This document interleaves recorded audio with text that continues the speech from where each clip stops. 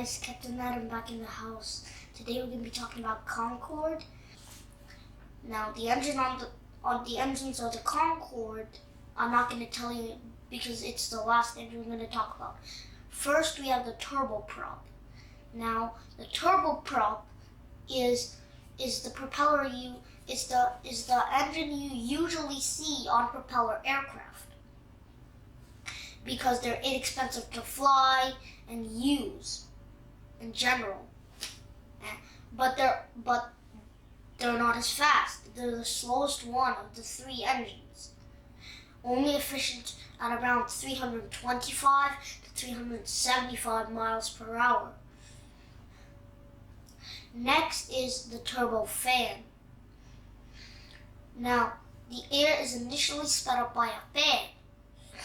That's what you see when you look at the engine from the front. Now, some air is bypassed, but some of the air is running through the engine core. And the fan pretty much acts like a propeller. And this is where, and these engines are efficient at the speeds you see airplanes fly today, 400 to 620 miles per hour. Now, if you want to go supersonic, above 767 miles per hour, you need the turbojets. These engines, no air is bypassed. All the power is coming through the engine core. Let's just talk about it for a second. So, let's talk about the newest engine on the Boeing 787. This electric Gen X engine, I'm not sure about the full name, but you could get an idea. So this Gen X engine is so efficient. It has a bypass ratio of 10 to 1. So that means 10 times more air is running through the bypass duct rather than the engine core. Next is the CFM56. This engine is an older and less efficient engine. So you can see that there's significantly more fan compared to bypass duct. There's significantly more fan. There's significantly more jet or fan, I don't know what you call it. So this engine only has a bypass ratio of 5.9 to 1. Next we have the GT80. This engine is crazy inefficient. It has a bypass ratio of 0.96 to 1, but it's more efficient to the Rolls-Royce Snegma Olympus 593 engine. This is a turbojet, and like I said earlier, this has a bypass ratio of 0 to 1. 100% of the air is going through the engine core. So this is known as a zero bypass engine. The Concorde uses these engines, uses the zero bypass ratio, the zero bypass engine Rolls-Royce Snegma Olympus 593 engines. Now, but first we need to talk about the turbojet speed. They're only efficient between 1300 and 1400 miles per hour. And now into the Concorde. This is a Concorde 001 or 002. I'm not sure, but it's definitely not a 003. Now the 003. Now first, Aerospatiale, a French company, and British Aircraft Corporation decided on working together on this mighty project rather than against. So the name of this company is Concorde. And I know it's stupid, but Okay, so this plane carries around 100 passengers, and it's only for the wealthiest people, which is pretty stupid. And this thing has a cruising speed of 1,354 miles per hour, which is twice the speed of sound, or Mach 2. But let's do a typical flight from New York to London, which now takes around 7 hours. Type in the comments if you want to guess how long it takes for the Concorde to do this. I'll give you a second to write in the comments. All ready? Here we go. 3.5 hours. Yes, I said that. 3.5 hours from New York to London. I hope at least one of you got it right, because if one of you got it right, you're really smart. So now deep into the plane. So this plane has automatic landing, but they started designing Concorde 001 and simultaneously 002 in 1963. Now, in 1965, and a few years later, actually in 1965 I think they started it. No, it was 1962. Next up, so in March of 1969, Concorde 001 did its presentation flight at Toulouse in March of 1969 in front of thousands of spectators.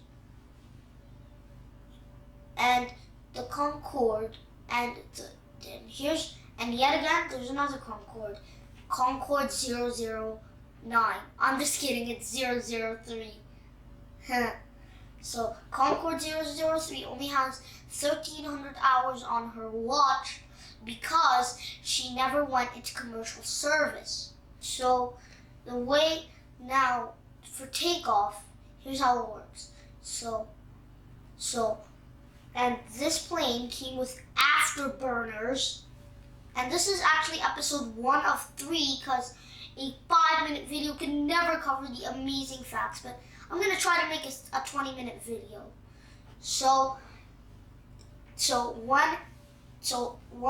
But taxiing was very challenging. I'll tell you why. Try to guess again in the comments. I'll give you a few seconds. All ready? Okay, here we go. Because the cockpit is roughly 35 feet ahead of the nose wheel. So they had to taxi until the cockpit was nearly above the curve, until the nose was nearly above the curve. Then they would turn the plane and end up on the center line. Next up, the takeoff. So pilot flying says 3, 2, 1 now. So the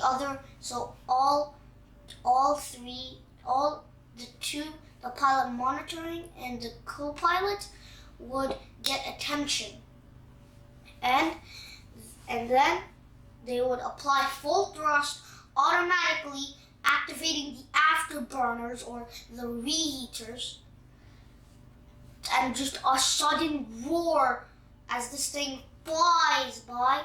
Then it takes off. But only for half a minute they would use the afterburners. Then they would use the noise evasion altitude. So they would pull back the throttle until the afterburners disengage. Then at cruising altitude, which was much higher, because if Concorde was flying it over at 1,351 miles per hour, they would crash with other planes flying so slow compared to the Concorde. So it went so high where there was no traffic, except for other Concordes heading back to Europe. Next, so during cruising, for 15 minutes only, they would use the afterburners to get to Mach 2. So and this plane would stretch up to 9 inches at Mach 2. So the carpet and the cabin was on rollers to prevent the plane from breaking in half at Mach 2. And now this is one of the only planes, actually the only plane ever to not have an auxiliary power unit. And it didn't have any flaps or spoilers. So they had to create a really high angle of attack. So the delta wing would create drag, slowing the plane down. And then during landing, the pilot flying would select 158 to 160 knots during landing. Now to the most insane thing. This thing literally goes faster than the Earth's rotation. Yes, I said that. Faster than the Earth's rotation. So they would come at sunset, at sunset, and then they would take off in pitch dark. Then on landing, they would see the second sunset on the same day. So this thing was basically a time-traveling machine. So that was it for this episode.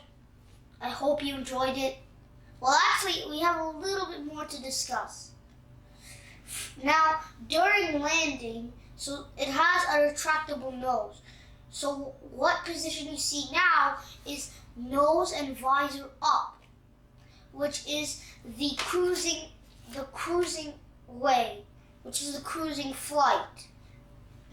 But on the ground, they select 5 degrees down. But there is also 5 degrees down. But during landing, the pilot